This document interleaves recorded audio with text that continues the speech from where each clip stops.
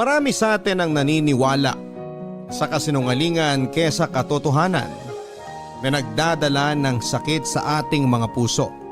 Kailangan mo ba ang mabuhay sa saya sa isang kasinungalingan o sa lungkot dahil tinanggap mo ang katotohanan? Paano mo itatama ang isang kasinungalingan upang matalo ito't magkaroon ka ng tunay na kapayapaan at katiwasayan sa buhay kahit may kirot sa dibdib na unti-unti mong nilalabanan at napapalitan ng tunay na kasiyahan? Dear Papa Dudut, ako po si Lorena, laking navotas po ako. Nagkaroon ako ng asawa noong 23 years old ako. Engineer siya at dating nagtatrabaho sa isang power plant sa ibang bansa. Nagkaroon kami ng 2 anak.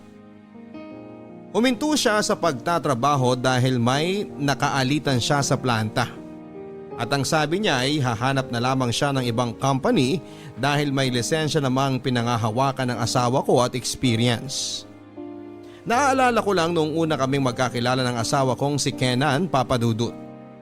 Kapwa kaming estudyante sa kolehiyo noon. IT ang kinuha ko at engineering naman si Kenan. Sanay na ako na nakapalibot sa akin ay mga lalaki.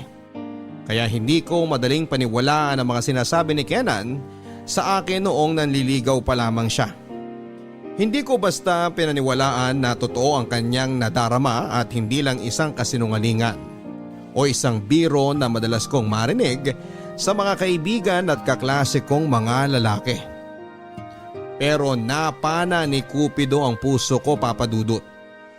Sinagot ko si Kenan at pagkatapos ng 2 taon mula nang makapagtapos kami sa kolehiyo, ay nagpakasal na kami at kapwa kami ay may mga trabaho. Kaya hindi kami nahirapan na mag-adjust financially. Naging normal ang pagsasama namin na malayo kami sa isa't isa dahil nasa abroad si Kenan. Umabot din sa 7 taon ang pagtatrabaho niya sa power plant sa abroad. Hanggang sa nag-decide siyang huminto at maghanap ng ibang kumpanya sa ibang bansa. Pero habang nandito siya sa Pilipinas noon, may napapansin akong kakaiba sa kanya. At ito ang bumagabag sa akin. Isang araw ay may tinawagan siya ng palihim. Mahina ang boses niya. Parang babae ang kausap niya. Nakumpirma kong babae dahil pagbubuntis ng kausap ng asawa ko ang naging usapan nila. Kinakabahan ako noon, hindi ako sigurado kung asawa ko ba ang nakabuntis sa babaeng kausap niya.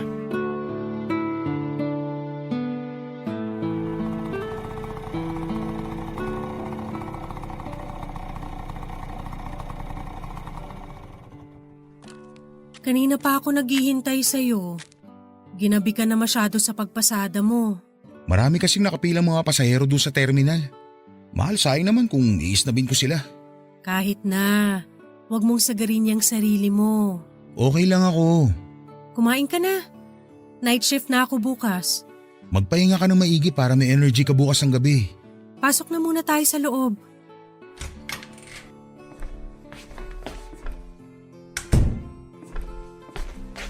Nakaluto na ako at ipinaghain na kita.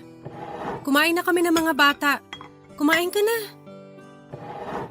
Mukhang masarap ah. Tamang-tama ito mahal at nagugutom na ako. Mahal, wala ka pa rin bang mahanap na trabaho? Anong sabi sa agency? Wala pa pero magkakaroon din yan. Medyo maliit kasi ang kita mo sa pamamasada at natatakot ako na kung ano mangyari sa'yo. Alam kong maingat ka. Pero maraming mga driver dyan hindi maingat at akala mo sa kanilang kalye. Lahat naman ng trabaho nakakatakot kung iisipin mo. Pero huwag ka mag-alala sa akin. Halos mag-iisang taon ka na rin sa pamamasada mo. Huwag ka na mag-alala. Makakahanap din ako ng swak na trabaho. Baka sa magandang bansa pa ako makakuha at mag-migrate tayo dun. Mahirap na rin dito sa Pilipinas. Hindi pa rin kasi natututo ang mga tao na hindi payaso ang dapat ilagay sa posisyon. Oo na, sige na. O siya, kumain ka na nga.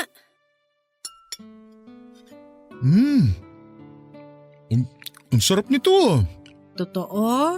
Oo naman. Hindi ako nagsisinungaling. Masarap ka talaga magluto. Kailangan ko talagang matutong magluto ng masarap para hindi mo ko iwan.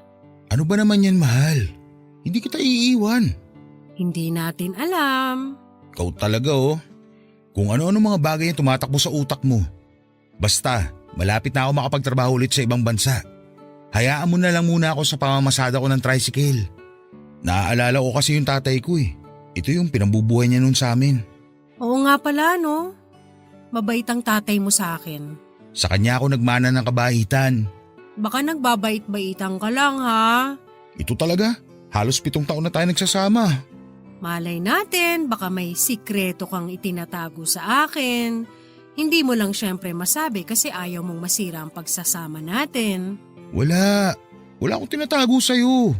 Talaga? Promise yan, mahal. Ikaw lang ang mahal ko. Baka may iba ka ng babae dun sa terminal, ha? Kaya hindi mo na maiwan yung pagpasada mo ng tricycle. Ang baduy mo ah. Naku, basta wag mo akong subukan, Kenan, ha? Makakatikim ka talaga sa akin. Lorena, mahal.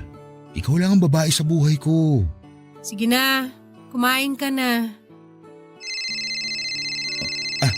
Sandali lang, mahal ha. Sasagutin ko lang tong tawag. Ano pa nga bang magagawa ko? Mapipigilan ka ba ng pagkaing hinaing ko? Hindi naman, di ba? Sige na, sagutin mo yung tumatawag sa'yo. Salamat, mahal. Labas lang ako sandali.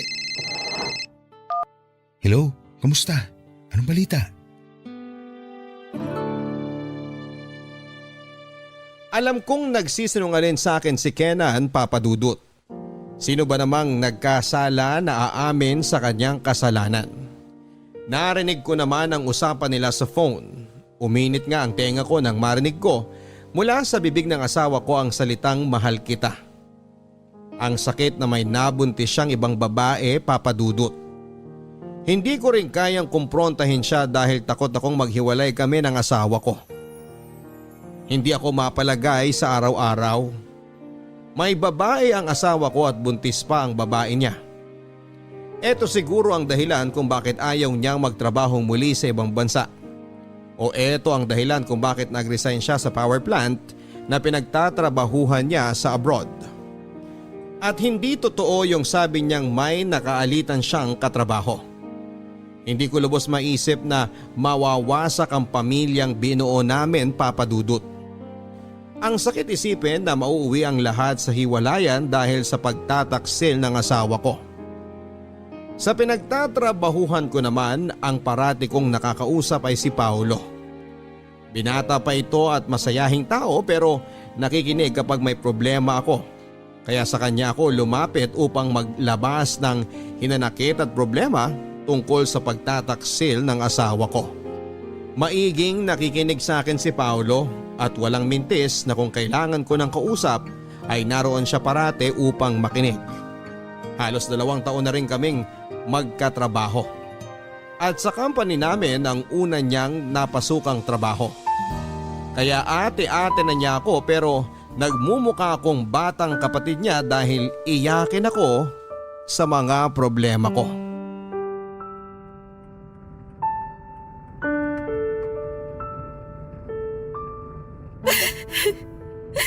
Kaya pala ayaw na niyang bumalik abroad para magtrabaho kasi may iba na siyang babae rito. Gusto kong hanapin yung address ng babae pero hindi ko alam paano at saan magsisimula. Gusto ko talagang kalbuhin yung ulo nung makabawi man lang ako kahit kaunti. Hayaan mo na yung babae. Huwag mo na siyang subukang puntahan. Baka mapano ka pa. Saka tumahan ka na rin sa pag-iyak. Ang gago rin talaga ng asawa mo eh. Bakit pa siya naganap ng iba eh? Ang ganda mo kaya. Naku, wala yan sa ganda no. Dapat tapat ka sa mahal mo. Dapat isa lang, hindi yung sikreto kang nakikiapid. Ang nakakainis pa, nabasa ko sandali yung banner sa phone ni Kenan nung mag-text yung babae. Sabi ba naman, gusto niyang makasama ang asawa ko sa panganganak niya? Hindi ko naman mababantayan talaga ang asawa ko dahil night shift ako. Nag-request na nga ako sa management na magpa-change sked pero hindi naman ako pinayagan. Sabi ng katulong namin sa bahay, magdamag daw hindi umuwi si Kenan habang nasa trabaho ako. Sigurado ako dun siya galing sa babaeng yun. Pero sigurado ka ba na nabuntis ng asawa mo yung babae? Hindi pa ba sapat na marinig ko talaga sa bibig ng asawa ko na mahal niya kung sino man yung babaeng kausap niya at sabi pa niya na huwag ipalalaglag ang bata? Ay, pero ayos na rin yan at nalaman mo. At least, hindi ka na mukhang tanga. Oo nga, pero ang sakit eh. Ang sakit-sakit. Hindi ko lubos maisip na kaya niyang gawin yun sa akin, sa amin, ng mga anak niya. Sa totoo lang, kung ikaw ang asawa ko, hindi kita pagtataksilan. Baka nga may hinahanap siya na wala sa akin. Ano pa bang rason niya para maganap ng ibang babae? Maganda ka at matalino. Ano bang rason ninyong mga lalaki kung bakit naghahanap pa kayo ng iba? Ibayin mo ako ha. Kapag ako nagmahal, stick to one ako. Siguro gusto niya yung hindi gaanong maganda. Kasi nga maganda ka naman. At siguro yung hindi matalino, kasi matalino ka. Baka kasi ang perfect mo kaya na-insecure siya. Ay naku, ewan ko sa'yo. Pero alam mo, pwede kasi. May mga lalaki na ayaw sa sobrang ganda at talino. Kasi feeling nila natatapakan ng pagkatao nila. In the first place, bakit niya ako niligawan noon? Alam naman niyang maganda at matalino ako. Ang feelingero ko, ano? Hindi naman. Nagsasabi ka naman ng totoo eh. Kaya, Lorena. Uy, bakit grabe ka makatitig sa akin? Para naman akong matutunaw nito. Sa totoo lang, walang halong kasinungalingan to. Lorena, sana hindi ka magalit at sana wag mo akong iwasan. Kasi Lorena, gusto kita. Ano ba naman yan, Paolo?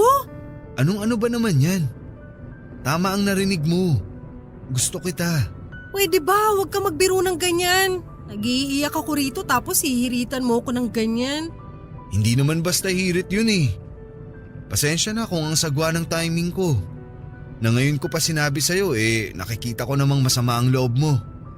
Nagbaka sakali lang ako na baka pag sinabi ko sa'yo ang nararamdaman ko, mapangiti kita kahit konti. Alam mo, nung una pa lang kitang nakita sa office, nagka-crush agad ako sa'yo. Sobrang instant nung nangyari. Paolo, dito na lang ako. Ha?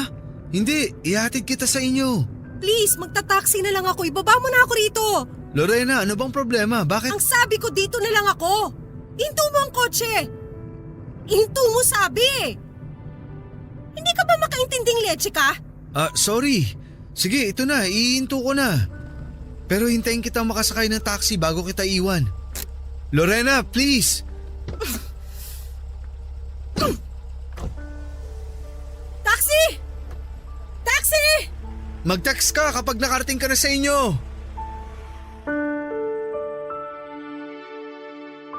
Nagulat at naalibadbaran ako sa mga sinabi ni Paolo Papadudut. 6 na taon ang tanda ko sa kanya at may asawa na ako. Oo, may malaki akong problema na pinagdaraanan pero hindi ako available para ligawan. Pero sa bawat araw na may pagkakataon si Paolo, ay sinasabi niya talaga sa akin na gusto niya ako at totoo ang kanyang nararamdaman para sa akin. Nasiwa ako sa trabaho ko, Papadudut. Hindi na ako komportable dahil kay Paolo. Parang hindi kasi tama na nagkagusto siya sa akin pero patuloy pa rin siya sa pagpapahayag ng kanyang nararamdaman. Hindi ko na lang pinansin dahil mas lalo akong naaasiwa. Lalo na kapag narinig ko sa kanya ang salitang I love you. Gulong-gulo ang isipan ko dahil sa nagtaksil kong asawa at sa kaibigang may gusto pala sa akin. Kung dalaga lang ako ay hindi imposibleng magustuhan ko si Paolo. May itsura siya, matalino rin at may plano sa buhay. May mga pangarap. Yan ang katangian na gustong gusto ko sa isang tao, yung may pangarap sa buhay. Tulad ng asawa kong si Kenan dati. Punong-puno siya ng pangarap noon. Pero ngayon ay naging okay na lang sa kanya ang pamamasada ng tricycle habang hindi pa siya nakahanap ng kumpanya na mapapasukan niya sa abroad. Hindi rin siya nag-abala na maghanap ng mapapasukang trabaho dito sa Pinas na akma sa tinapos niyang kurso at karanasan. Yung trabaho na magiging komportable siya at mataas ang sasahurin niya. Hindi naman sa minamaliit ko ang pagiging tricycle driver niya. Nangihinayang lamang ako sa natapos niya at sa maganda niyang experience sa trabaho. Okay naman na pansamantalang hanap buhay ang pagpapasada niya pero wag naman sana niyang sayangin ang opportunity niya. Sabi pa niya sa akin ay gusto niya lang muna ding malibang sa pamamasada pero hindi nakakalibang ang mga bayarin sa bahay. Na ako ang laging sumasalo. Ang bahay namin na tinitirhan ay hindi pa namin tapos bayaran. Kaya malaki-laki rin talaga ang kailangan naming buwan-buwan. Gusto ko talagang makaharap ang babaeng ipapalit niya sa akin. Ang hindi ko pa masagot noon ay kung papalitan ba niya ako o gusto niya lang magkaroon ng dalawang pamilya. Ano man ang dahilan niya. Pagtataksil pa rin ang tawag sa ginawa niya at gustong gusto ko na siyang kumprontahin tungkol doon, Papa Dudut. Mas lalo pang kumulo ang dugo ko nung tuwing naririnig ko ang tawagan ng asawa ko at ng kabit niya. Hindi ko alam kay Kenan kung sadyang tatanga-tanga lang ba siya para hindi maramdaman na naririnig ko ang mga sinasabi niya sa kausap niya o sinasadya niyang gawin yon para pasakitan ako. Nag-ipon lang ako ng lakas ng loob noon para kausapin na siya pero parang hindi makalabas sa bibig ko na tanungin siya ng harap-harapan. Pinaniniwala ko rin kasi ang utak ko at puso ko na hindi ako ang kayang pagtaksilan ni Kenan. At baka mali lang ang pagkakaintindi ko sa mga nabasa kong palitan nila ng text messages ng babae niya. Baka masyado ko lang binibigyan ng kulay ang mga naririnig ko na sinasabi niya habang kausap niya ito sa cellphone. Pero ang naisip ko noon, kung mas lalo ko pang patatagalin ang paghahanap ko ng tiyempo at hindi ko pa itanong sa kanya ang katotohanan, ay baka magiging katotohanan na ang kanyang kasinungalingan. Isang bagay lang ang alam ko ng mga oras na yon. Hinding-hindi ko papayagan na pumunta ang asawa ko sa panganganak ng babae niya. Napakiramdam ko ay ibinahay niya somewhere sa Metro Manila. Dalawa lang din ang pagpipilian niya kung ako ang tatanungin. Yon ay ang bumalik siya sa dati niyang pinagtatrabahuhan abroad o maghanap na siya ng ibang trabaho at tigilan na ang pamamasada. Dahil malakas ang kutob ko na parang naging dahilan niya lamang ang pamamasada para magkita sila ng babae niya. Naiinis ako, Papa Dudut, parang ayaw nang magpapigil ng bunganga ko at gusto ko nang sumigaw sa harapan niya. At tanungin kung bakit niya nagawang magtaksil sa akin. Kung bakit niya nakayanang magsinungalin sa akin.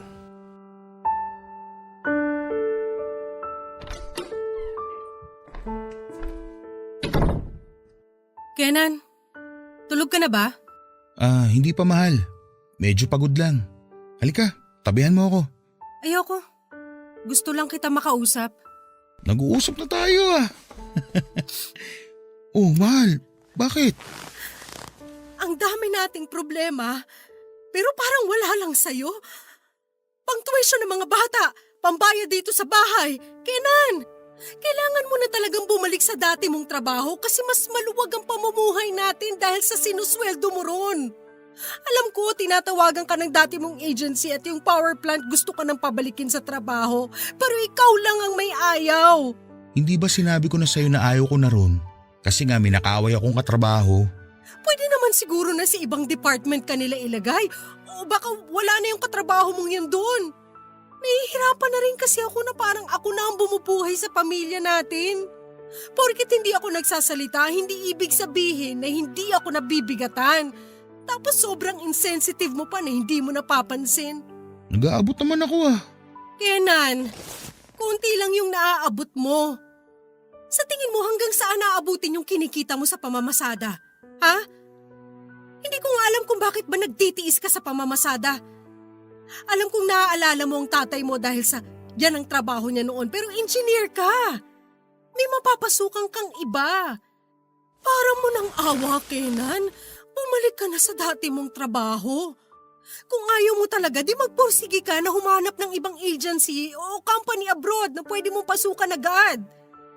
Hindi na talaga biro ang gastusin natin dito sa bahay. Pag-iisipan ko. Ano? Pag-iisipan mo? Sa tagal mo nang pumapasada, ngayon mo palang pag-iisipan? So ibig sabihin, tuod ka lang talaga at napakamanhid mo sa mga problema natin sa pera. Hihiram muna ako sa kapatid ko. Hihiram? Yan ang paraan mo? Nangungutang ka? Nakakahiya! Bakit kasi hindi mo pa sabihin sa akin ng totoo? Ayaw mong umalis ng Pilipinas dahil meron kang ibang babae. Ano? Bingin ka ba o bobo ka? Alam kong narinig at naintindihan mong sinabi ko. Mahal, ano ba yung pinagsasabi mo? Tama ako. May ibang babae kang gago ka. Sino siya? Saan mo tinatago? Wala akong babae, maniwala ka. Bakit mo naisip yan? Wala daw. Wala naman talaga eh. Ikaw lang at ang dalawang anak natin ang mahal ko. Sinungaling! Hindi ako nagsisinungaling.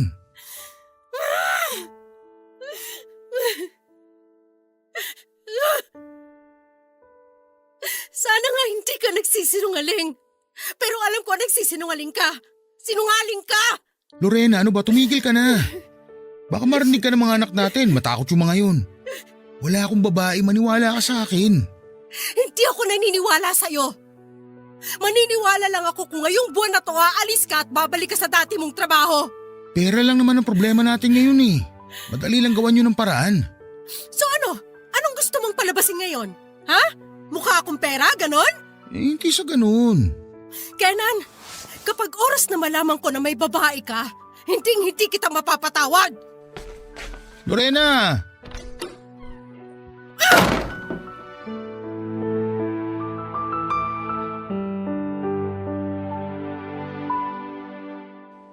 Hindi ko masabi sa kanya na narinig kong kinakausap niya ang babae niya sa cellphone. At nalaman ko na kung sino siya.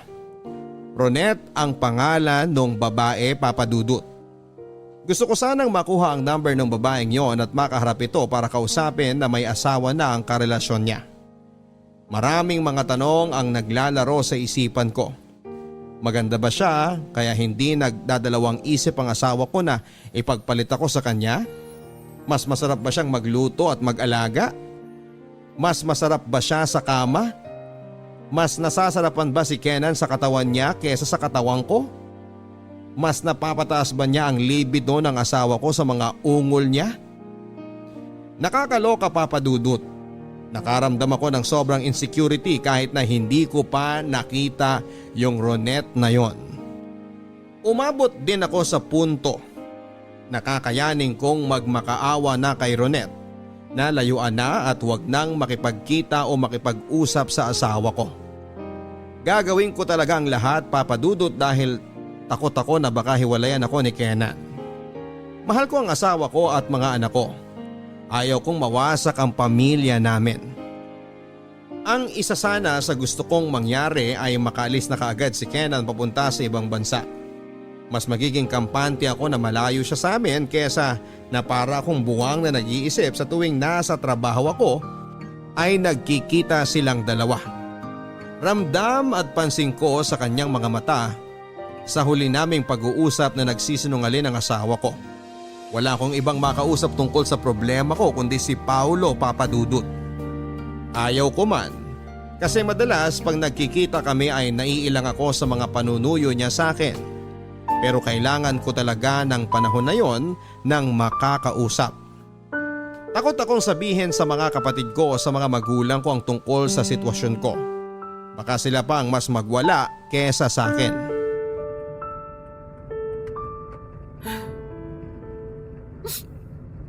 Kanina ka pa iyak ng iyak. Itigil mo na yan. Naiinis ako eh. Gusto ko talaga makita yung pagmumukha ng babaeng yun, Paulo. Tapos ano? Aawayin mo. Magpapaka-cheap ka. Iwalayan mo na lang kasi yung asawa mo. Yun ang dapat na pinag-iisipan mo. Saka ano bang kinakatakot mo? Nandito naman ako. Paulo naman parang tanga eh. Sabi ko nga sa'yo na tanggap kita. Kaya ko namang buhayin ka at ang mga anak mo. Tumigil ka na. Hindi kasi tama. Ano bang tama para sa'yo? Ang mabuhay sa kasinungalingan na hindi ka pinagtataksilan ng asawa mo? Yun ba? Ang babaeng katulad mo dapat inaalagaan. Makuha ko lang talaga ang number ng babaeng yun. Makakarinig talaga siya sa akin eh. Hindi niya ba alam na may pamilya na yung kinakalantari niya? Hindi ako papayag na masira niyang pamilya ko. Hindi ka pa rin ba makatsyempo na makuha ang number ng Ronette na yon? Buisit ang Ronette na yon. Ang katinyang higat siya. May kutob ako na alam niyang may asawa na si Kenan at okay lang sa kanya. Okay lang siya sa setup nilang dalawa na nagsasama lang sila tuwing pumapasok ako sa trabaho. Napakawalang kwenta niyang babae. Oh, bakit may tinabi ang kotse? Para mas makapag-usap tayo tungkol sa ating dalawa. Anong ibig mong sabihin? Gusto talaga kita, Lorena. Iwan mo na ang asawa mo para sa akin. Paulo, ilang beses na nating pinag-usapan to eh. Nakukulitan na ako ah. Sinabi ko na sa'yo na ibaling mo na lang sa iba yung nararamdaman mo para sa akin. Wag ako. May asawa na ako't mga anak. Cheater at sinungaling naman ang asawa mo. Paulo! Paulo, ano ba? Mahal kita. Paulo, tama na.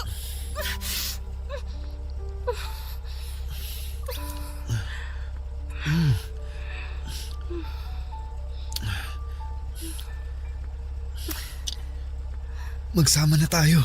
Paulo, hindi tama to. Pero sinuklian mo ang halik ko. Ibig sabihin gusto mo rin.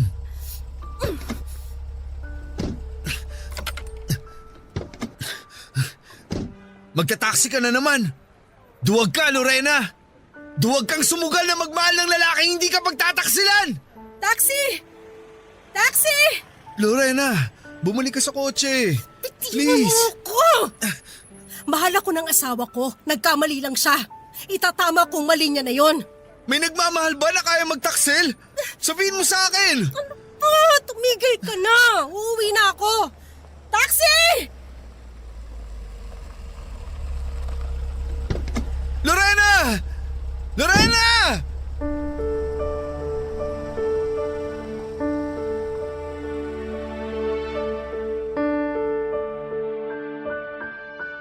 Hindi ko na alam, Papa Dudut, kung ano ang gagawin ko kay Paulo dahil gusto niya raw talaga ako.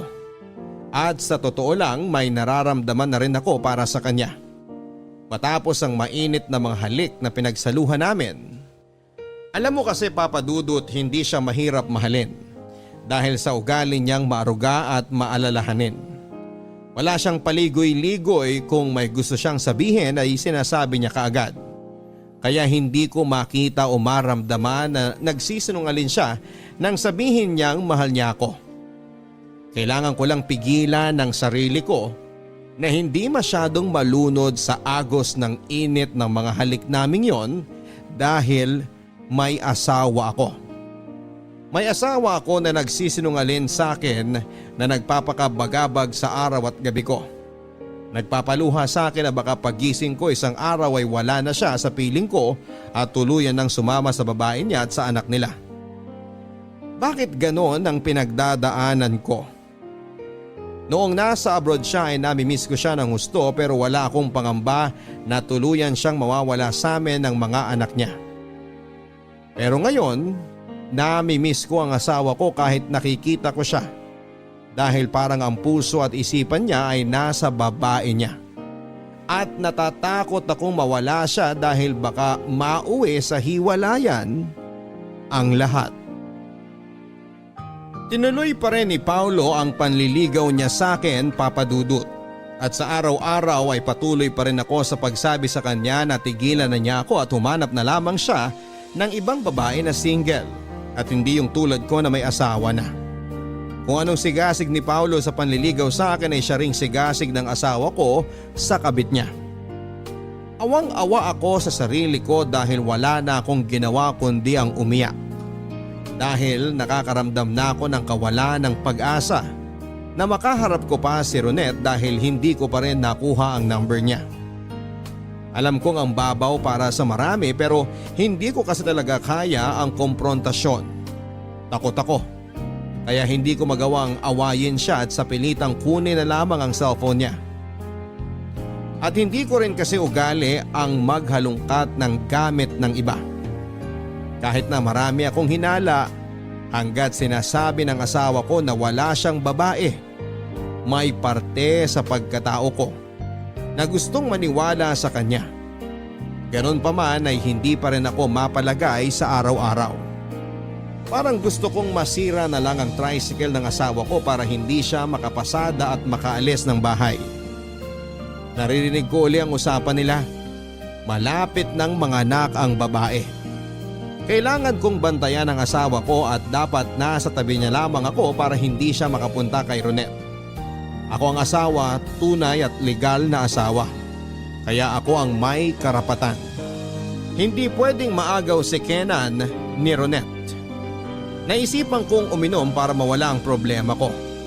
Kailangan kong malasing para hindi ko na maisip ang pagtataksil ng asawa ko at nung malapit ng maipanganak na bunga ng kanyang pagtataksil.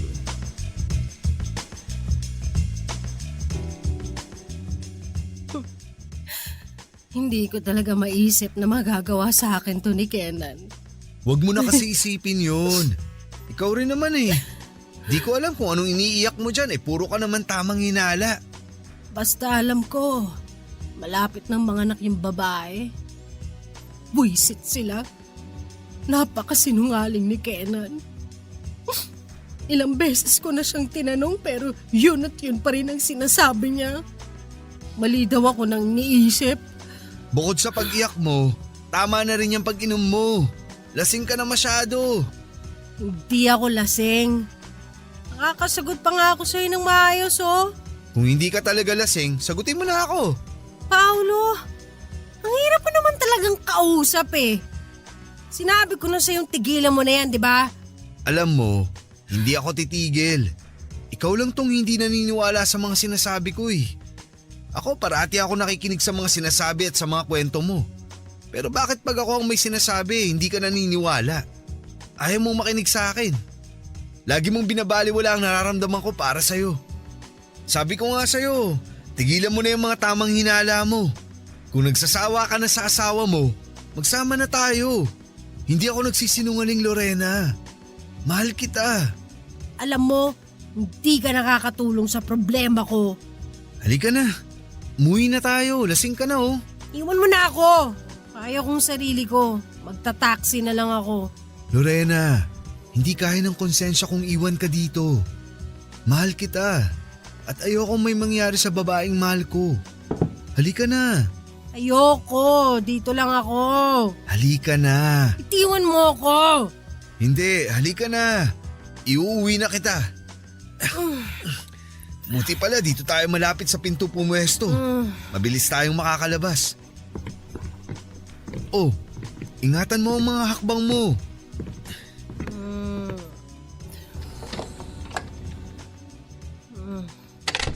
Gusto ko pang uminom. Marami ka nang nainom. Nasaan tayo? Papunta tayo kung saan nakapark ang kotse ko. Hindi. Magta-taxi na lang ako. Huwag nang matigas ang ulo mo. Ihatid kita pa uwi, tapos. Ano? Oh, nandito na tayo. Pasok ka na. Taxi na ba to? Ay, oo, taxi to. Sumakay ka na. Ang kulit.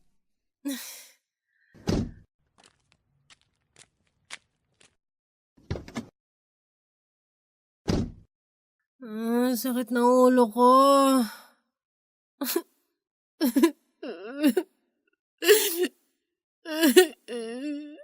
Sakit ng puso ko. Pareho lang tayo. Masakit din ang puso ko dahil ang babaeng mahal ko ayaw akong tanggapin. Paolo, Ano yun? totoo ba talagang mahal mo ko? Hindi tulad ng asawa kong sinungaling. Oo, Lorena. Totoong mahal kita.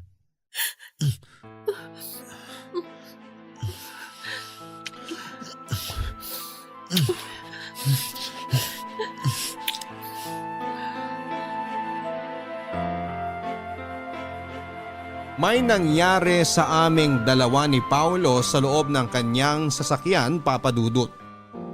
Hindi ko na napigilan ang sarili ko at bumigay na ako sa kanya. Hindi ko lubos maisip na magagawa ko ang bagay na yon. Pinagsaluhan namin ang aming mga katawan na pinag-isa. Naulit ang aming pagtatalik. Isa na rin akong sinungalin sa harap ng asawa niya. Tinuruan niya ako na maging sinungalin, Papa Dudut. Pero naisip kong mali ang ginagawa ko. Ang ugnayan ko kay Paulo ay isang malaking pagkakamali. Wala akong pinagkaiba sa asawa kong nagtaksil sa akin. Isang araw ay hindi umuwi si Kenan sa bahay. Inasiguro ang araw na pinanganak na ni Ronette ang kanilang anak na dalawa. Sobra akong nasaktan, Papa Dudut. Hindi ko mapigilan ang mga luha ko na umagos pababa mula sa aking mga mata. Mawawasak na talaga ang pamilya namin kapag makapagdesisyon ang asawa ko na hiwalayan ako at iwang kami ng mga anak namin. Sa kabilang banda ay takot din ako, Papa Dudut, na baka malaman ng asawa ko o ng ibang mga kakilala namin ang tungkol sa aming dalawa ni Paulo. Mas lalong gumulo ang isipan ko kung paano ko haharapin ang pagsubok na yon sa buhay ko. Seryoso ako sa alok ko, Lorena. Iwanan mo na yung asawa mo. Magsama na tayo. Tigilan na natin to, Paulo. Bakit naman? Nagkakasala ako sa asawa ko dahil sa ginagawa natin. Siya naman ang naunang nagkasala. Kailangan ko siyang kausapin. Kailangan kong alamin kung sino ba talaga si Ronette sa buhay niya. Hindi ba sabi mo, si Ronette ang kabit ng asawa mo at ngayon may anak na sila?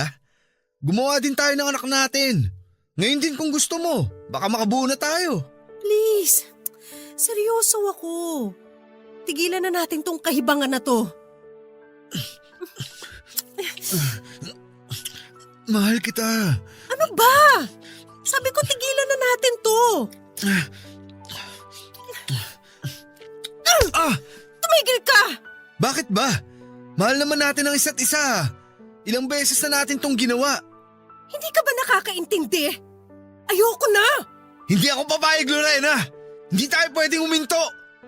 Buksan mo ang lock ng pinto. Sabi buksan mo ang pinto eh! Kahit ilang beses mo pa akong sampalin, ayoko matapos ang relasyong to. Kung lalayo ka sa akin, ako mismo ang magsasabi kay Kenan tungkol sa relasyon nating dalawa. Walang iya ka! Ano bang problema mo?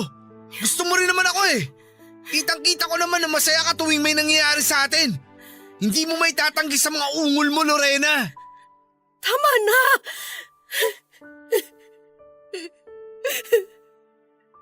Tama na, Paulo. Hindi ako nakikipagbiruan sa'yo. Sasabihin ko talaga kay Kenan kapag kumalas ka sa akin. Kung hindi tayo magsasama, ayoko rin magkaayos kayong dalawa. Ang tagal kong pinangarap na magsama tayong dalawa sa isang bubong. Nababaliw ka na, Paulo. Matagal na ako nababaliw sa'yo. Huli ka na sa balita. Paulo, please. Ayoko masira ang pamilya ko. Ayoko ring masira kung ano ang meron tayo. Walang tayo. Hindi to pagmamahal. Walang pagmamahal sa relasyon natin. Kapag sabi kong mahal kita, mahal kita. Hindi mo ba naiintindihan yun? Bobo ka ba, ha? Bakit ang hina mong pumikap? Paulo, natatakot na ako sa'yo. Dapat ka lang matakot sa akin. Pumasok ka na sa buhay ko. Ayokong lumabas ka ng ganun-ganun na lang. Paulo, please. Maawa ka. May pamilya ako. Di ba nga? Tanggap ko na magsasama tayong dalawa kasama ang mga anak mo. Ulit-ulit naman tayo, Lorena. Paulo! Paulo! Paulo! Dahan-dahan lang, mababangga tayo! Wala ka bang bilib sa akin magmaneho? Relax ka lang dyan. Nood ka lang. Paulo naman!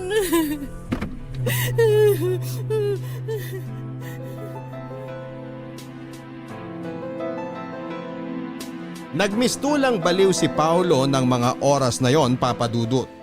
Takot na takot ako na baka mabangga kami dahil ang bilis bigla ng pagpapatakbo niya ng sasakyan. Pinasok ko itong gulo na ito kaya kailangang maayos ko ito dahil ayokong maiskandalo. Bakit ba kasi ako pumasok sa sitwasyon na yon? Masyado akong naging marupok. Para rin kasi akong tangay.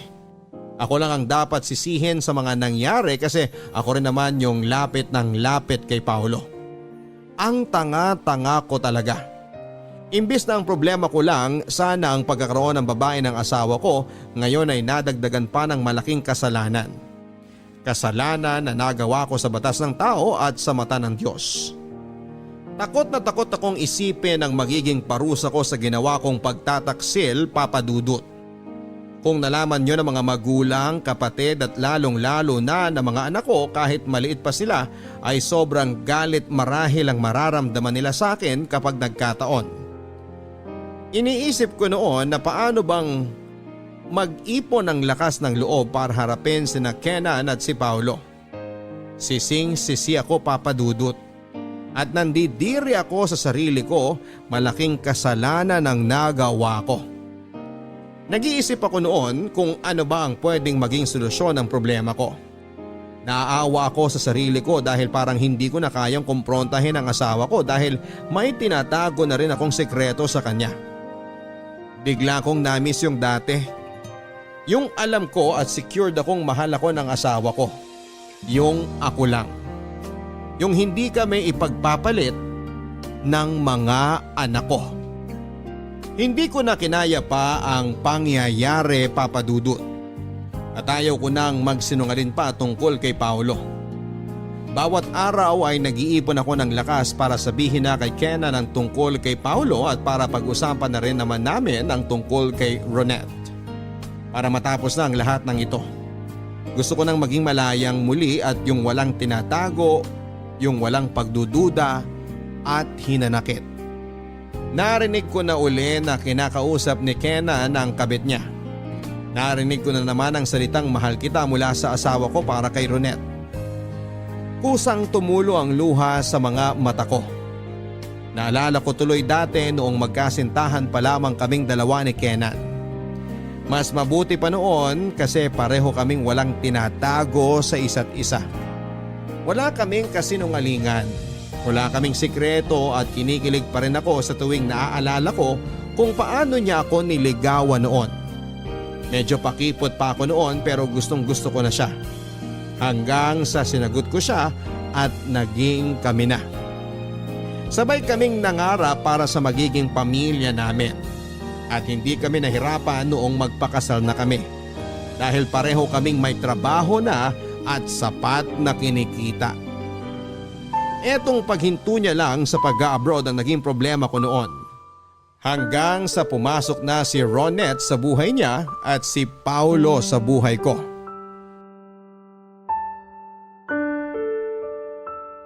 Kumusta si baby?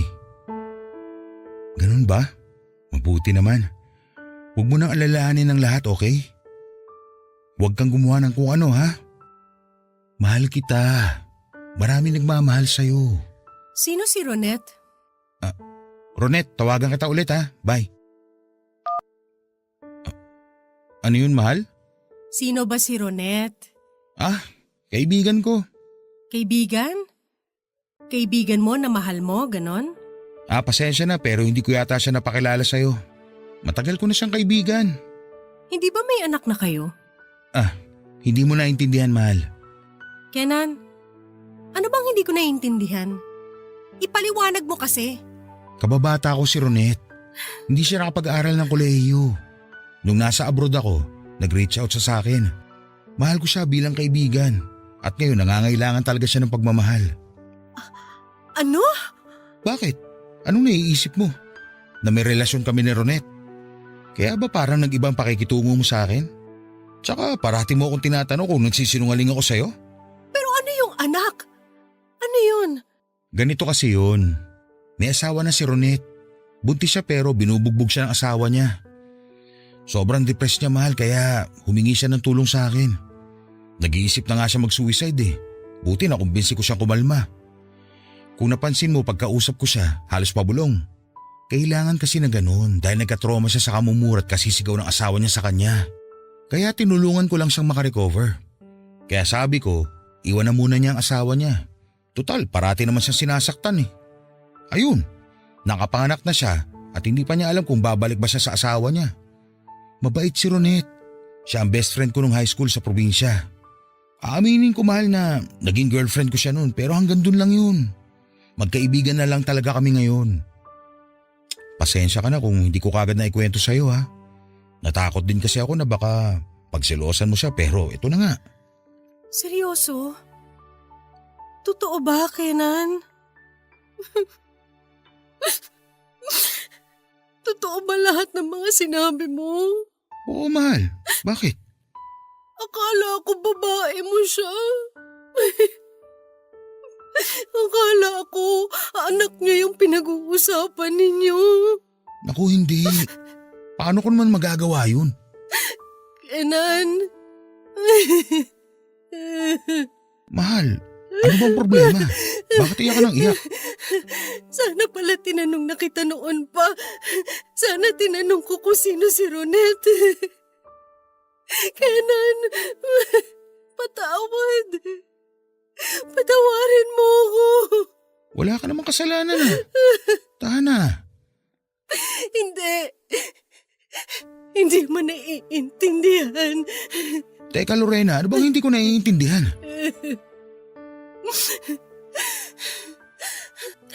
Buong akala ko talaga, ang tanga-tanga ko. Bakit pa nangyari to? Kenan, mahal kita. I'm sorry.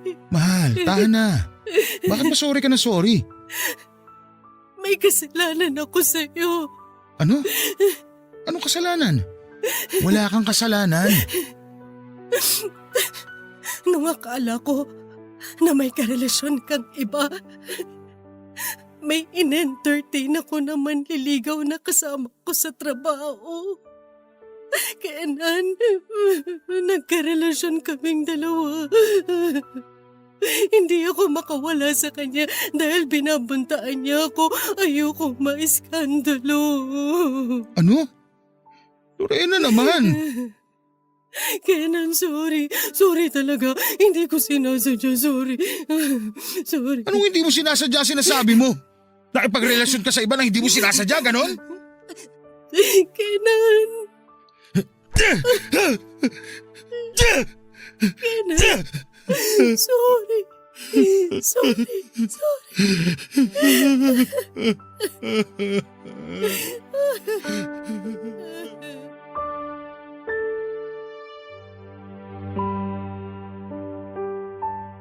Sobrang gumuho ang mundo ko nang malaman ko ang detalye tungkol sa ugnayan ni Kenan at Ronette.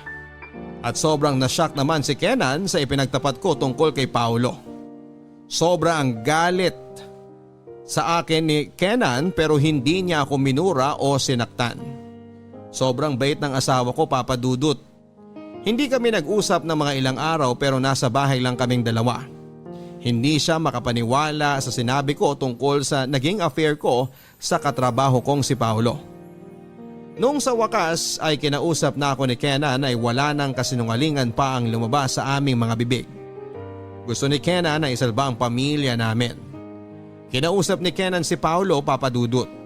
Binantaan niya ito na huwag nang takutin o guluhin pa ako.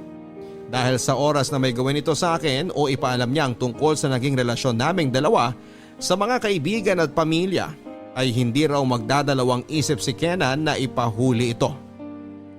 Tinanggap ni Kenan ang pagkakamali ko. Sobrang nagsisi ako sa nagawa ko sa kanya.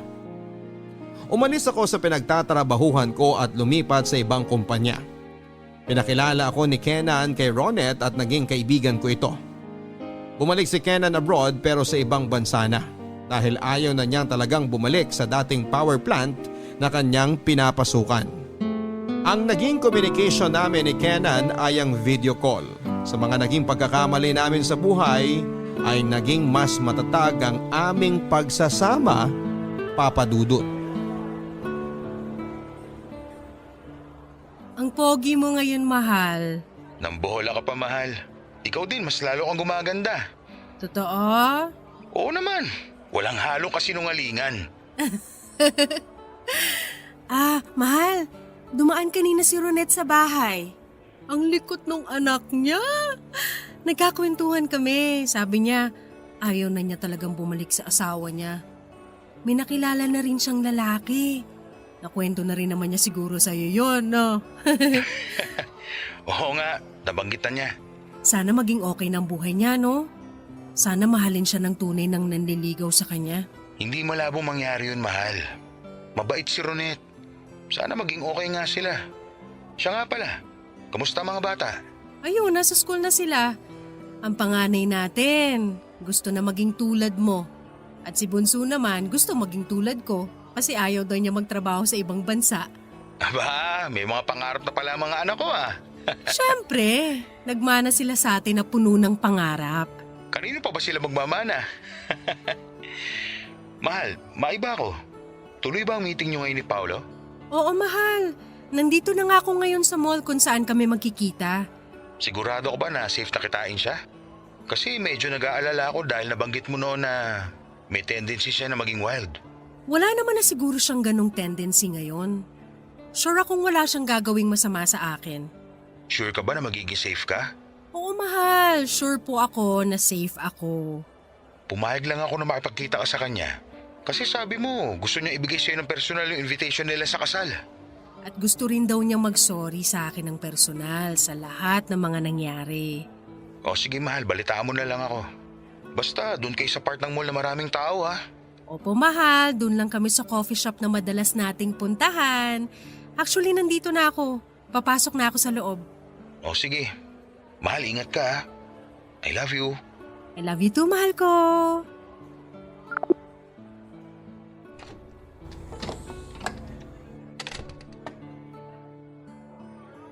Si Kenan ba yung kausap mo?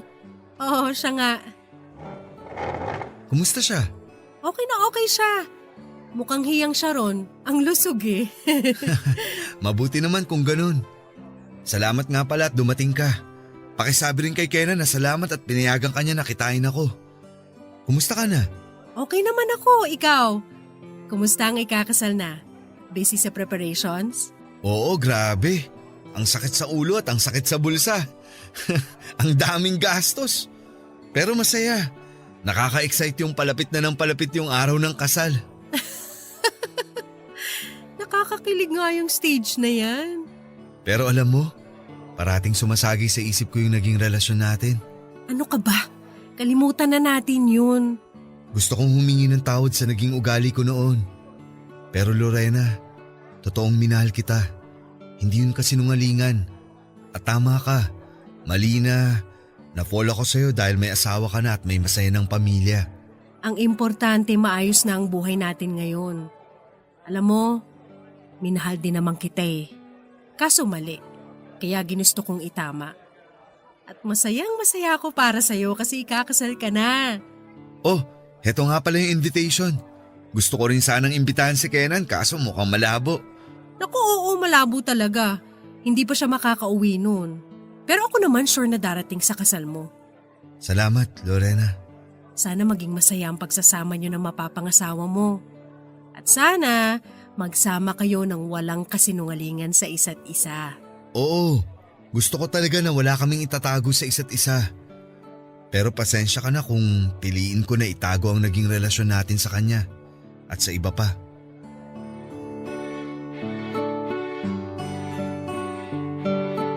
Dumalo ako sa kasal ni Paolo Papadudut. Hindi ko na malayan na lumuha ang mga mata ko during their wedding. Natuwa lang ako dahil sarado na ang lahat. Wala nang mga sugat sa amin. Naghilom na ang lahat. Moving forward na kami sa aming mga buhay. Sa ating mga kabarangay, nais kong ipaabot sa kanila na kailangan nating maging tapat sa ating mga partner sa buhay. Kapag may pagdududa o narinig na kung ano, importante na ito'y pag-usapan kaagad para hindi mauwi sa maling akala na magdadala sa inyo sa kapahamakan at maging isang kasinungalingan na magmimistulang anay na sisira sa pundasyon ng pagsasama ninyong mag-asawa. Sana rin ay marunong tayong magpatawad. Yung pakinggan muna ang sasabihing paliwanag ng inyong asawa upang hindi mauwi sa hiwalayan na siguradong ang mga anak ang higit na maaapektuhan. Sana may nakuhang aral ang ating mga listeners sa kwento ng aking pag-ibig, buhay at pag-asa. More power po sa inyo, Papa Dudut, at nagpapasalamat ako at may programang katulad nito dahil napapakinggan ng maraming tao ang kwento ng pangkaraniwang tao na katulad ko. Idol na idol ka po namin, Papa Dudut. Ang inyong kapuso at kabarangay forever, Lorena. Mga kaibigan, tamang duda, tamang hinala. Yan yung likhang isip na siyang nagiging dahilan kung bakit may mga taong nasasaktan. Isa rin po ito sa mga dahilan kung bakit palaging may nag-aaway at may nagaganap na hindi pagkakaunawaan sa isang relasyon. Minsan o kadalasan ay masyado tayong nagpapadala sa ating sariling emosyon kung saan ay nakakaramdam ka ng kalungkutan at nahihirapang mag-isip ng tama. Hanggang sa doon ka na nakatutok sa mga likhang isip na siyang nagpapalala ng sitwasyon. Alam po ninyo, may mga bagay naman kasi na pwedeng daanin sa usapan. Minsan, galit na siya, magagalit ka rin. Paano ninyo masusolusyonan ang mga problema ninyo? Kesa pakalmahin nyo ang isa't isa, abay sinasabihan po ninyo ang galit ng bawat isa. Subukan nyong minsang palawakin ang isipan ninyo. Pakinggan ang tinitibok ng inyong mga puso. Alalahanin ang mga masasayang pagsasama ninyo. Nang sa ganon ay paglabanan po ninyo ang pagdududa sa mga kapareha ninyo. Hanggang sa muli, ako po si Papa Dudut, in-invite kayong lahat na hanapin ako sa aking mga social media accounts. Sa aking Twitter, sa aking Instagram at sa aking Facebook. I-type lamang po ang Papa Dudut. Mag-subscribe din sa aking YouTube channel, Papa Dudut Vlogs.